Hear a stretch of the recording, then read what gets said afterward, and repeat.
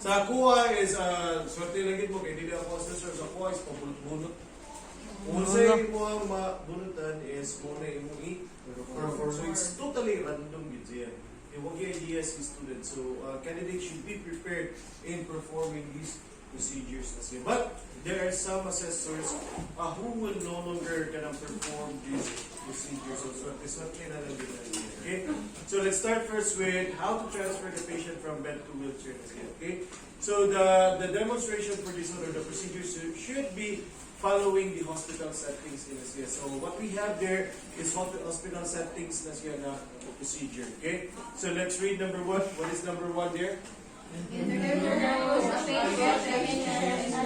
Alright, okay, so you are going to knock on the door, enter the room, approach to your patient, and you have to introduce yourself. Okay?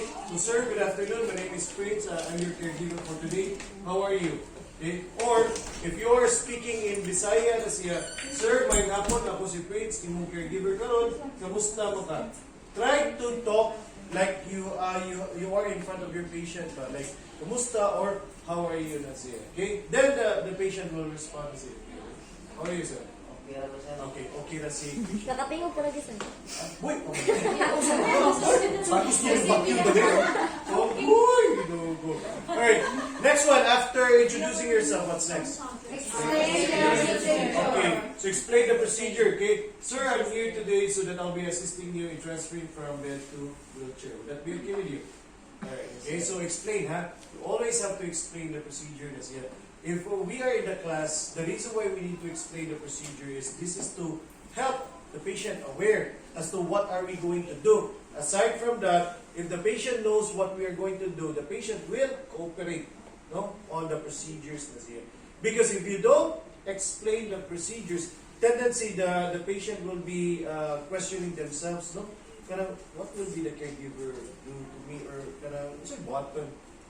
Confused, they will actually be confused and they will not cooperate as to what the procedures will be done towards the patient. Yes, so you have to explain the procedures all the time. After explaining the procedure, what do we do next? Identify.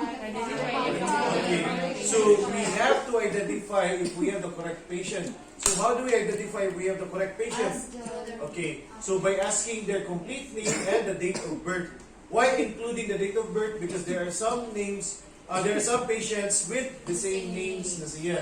So to confirm further if we have the correct patient, also ask the date of birth. Okay, sir, can I ask for your complete name? Paduli yung stroke ba? And when is your birthday? January 16. Sayang. I have it na doon. Here. Alright, so in identifying if you have the correct patient, you can ask orally or you can also read sa iyang armband. Okay? When the patient is admitted in the hospital, especially private hospitals, most of the patient has armbands as here. This is for you to help identify if I have the correct patient as here. Okay? Alright, so after identifying if we have the correct patient, what do we do next? Provide privacies as here. So when we say provide privacies, if there are visitors around the room as here, tactfully tell the visitors to step outside as here while we will perform these procedures as here. Now, if you're working in let's just say, in a semi-private rooms, which is there are some patients on the room as here, or in the public ward or wards with let's just say 50 patients in there, you can actually close the drapes and the curtains, use the curtains, or in CCMC and also in Soto, there are a lot of wards but aside from drapes, you can actually use plywood na wall na with wheels na siya. Pwede na nimo madadala dito and use that one to provide privacy to cover the space of your patient so that nobody will be seeing that one. Okay. Oh, by the way, I forgot to ask this one even yesterday's group. Okay. What's the reason why we are going to provide privacy? Any idea? Okay. Respect, no? The privacy. Okay. Other reasons. What's the other reason? For example, why do we need to provide privacy na we just have to transfer the patient from bed to wheelchair? Why do we need to ask the visitors to step outside? Why don't they then just stay? Huh? Very good. Okay. This is to prevent na mo low self-esteem of your patient as well. Why? Because when we say self-esteem, this is all about the confidence of your patient as well. Now, remember, your patient before was just very normal. They can walk, they can stand up all by themselves as well. Now, because of any accidents or medical disease that occurs to your patient patient can no longer stand up or even sit down by themselves as well. And they are already in need of assistance, like caregivers and nurses as well. Now, it's really kuha na siya, medyo they'll be ashamed of themselves ba? When others sees him or her that somebody is already assisting them. Okay, so to prevent lowering down the self-esteem of your patient, we have to provide privacy. Okay, so that they will not be ashamed. No? They will not kung sabi siya pa, di sila maulaw. So, ulaw na mo para nila. Somebody is already assisting. Yes, okay. Alright, after providing privacy, what do we do next? Secure the bed for safety purposes. Alright, so when we say secure the bed, that includes the wheels of the bed. Make sure to lock the wheels of the bed. So you really have to talk, huh? So when securing the bed, I have to make sure to lock the wheels of the bed. Okay? Both side rails should be up. When we say side rails, that type of bed, the hospital bed, actually has side rails. So it should be up all the time, and also on the other side, up on side rails as here. The level of the bed should be at your hip level as here to provide good body mechanics as here. Because if the level of the bed is too low or too high as here, it's really difficult for us to assist the patient. I'll give you one example. If you're working as a private caregivers or in the private homes as here, not in the hospital, tendency is the bed of your patient is very low. Actually, most of our bed is really low. Now, if you are going to assist the patient in lifting, like assisting in standing up, okay? So, usually, magudang caregivers or nurses is mag-bend or mag-lean forward na siya. So, eventually, you keep on assisting your patient, you will actually feel back pain na siya. That's why we always can tell nurses or caregivers or even the doctors that if you can adjust the height of the bed, adjust the height of the bed to your hip level na siya to provide good body mechanics. Okay? So after securing the bed, what's next? Alright, so we are going to perform hand washing na siya. Or even the start of your procedure, you can actually tell the assessor or inform your assessors to perform hand washing na siya. Next one is assistance to bed. Okay, so we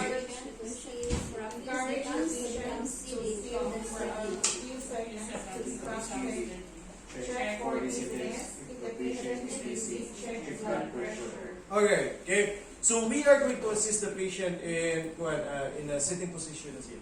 Okay? So if your patient is in a hospital bed, most of the hospital bed is single bed, which means that only one person can fit in that bed. And it's easy for you to assist the patient into a sitting position.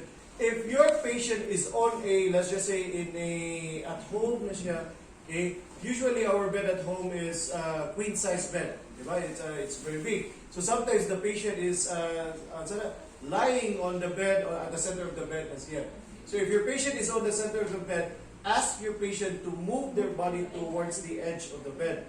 If they cannot move their body towards the edge of the bed, you will be the one to assist the patient in moving their body towards the edge of the bed. Manual, yes. Yeah. If there is a slide sheet, are you familiar with slide sheets? Slide sheets is one of the sheets that you are going to apply that one. Yeah. Okay. The purpose of your slide sheets is literally to slide the patient as you're going to the edge of the bed. Gets in you? Alright, so that's how you position your patient. Once the patient is on the edge of the bed, then first move that we will be doing is put the patient into lateral position, or that is what we call side lying position. Okay, sir, side tika sir, ha? Alright, so let's put your hands on the chest, sir. Then the opposite side of the legs, okay, the knee will be bended, sir, because we are going to side the patient into their left side. Okay? Sir, at the count of 3, takiliti ka, sir, ha? Ready? 1, 2, 3, side. Alright, okay. So, always use 1, 2, 3. every time you move your patient, sir, at the count of 3, I'm going to put you on the side as here. Ready? 1, 2, 3. And always use 1, 2, 3. Okay? Ipadungog gina ni assessor. Let the assessor hear that you're using 1, 2, 3 as here. Why do we need to use 1, 2, 3? This is to help aware the patient that we are going to move your body na siya. Instead of sudden movement na siya, that can actually cause dizziness of your patient na siya. If sudden move, especially without any awareness na siya.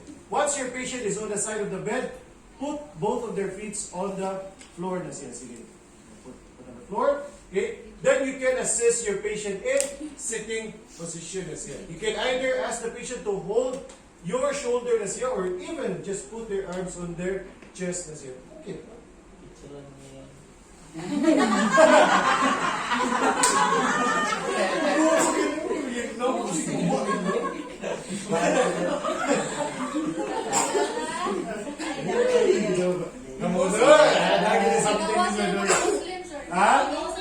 Hindi ba kasi naman nag-isip ng Muslim? Alright, sir, the count of 3, palikuron di ka sir ha? Ready? 1, 2, 3, sit down. Alright, and then the patient is in a sitting position. Once your patient is in a sitting position, ask your patient whether they're dizzy or not. Okay? Sir, nalipong na ka?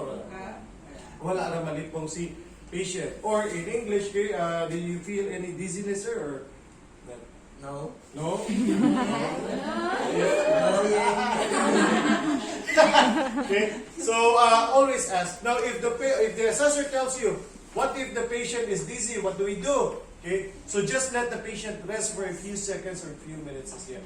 Then after that one, ask again if they're dizzy or not. Okay, what if the assessor tells you again, still the patient is dizzy? What do we do? Then check their blood pressure. Okay, if there's any abnormality of the blood pressure, you have to discontinue the procedure. Let the patient go back into prone position, supine position, and monitor their vital signs, including their blood pressure. Gets in you?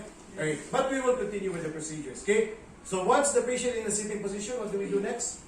Place the wheelchair on the patient and at his side.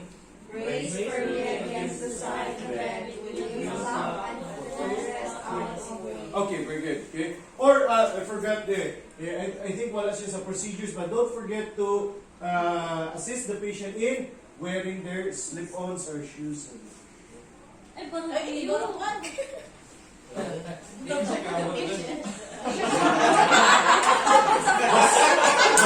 Basta hindi na hindi ka abot. Ako'y gunit nila, nakikita ko sa mga.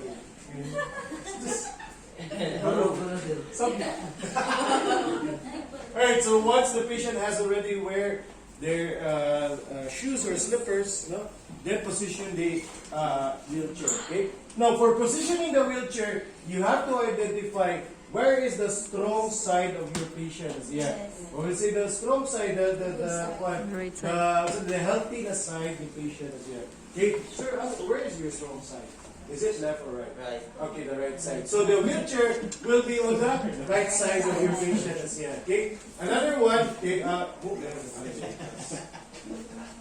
Another one is when you position the wheelchair into a 45 degree of the bed as here. It should be in a 45 degree so that it's easy for the patient to come closer to the wheelchair at the same time sit down as here. Because if the wheelchair is on a 0 degrees like aligned which is a bed, tendency is mo rotate pa si patient. How much more if atbang na 90 degrees, no mo tuyo pa si patient. So it's easier for them to sit down on a wheelchair if it's in a 45 degrees. That's in you, right? And after that one, you should lock the wheelchair na siya. Then the footrest should be up. You have to up the footrest so that it's easy for your patient to sit down. Okay? So once we have prepared the wheelchair, what's next? Stand in front of the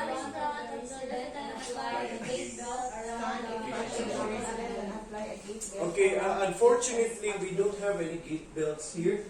Okay, sorry, as per what last group of yesterday's group mentioned, instead of gate belt, they actually use the bandage, the triangular bandage. Mike, Maro ko sa mabalik. Asa yung mixer ito? Or anyone? Nagmurag di ka kuha si Mike.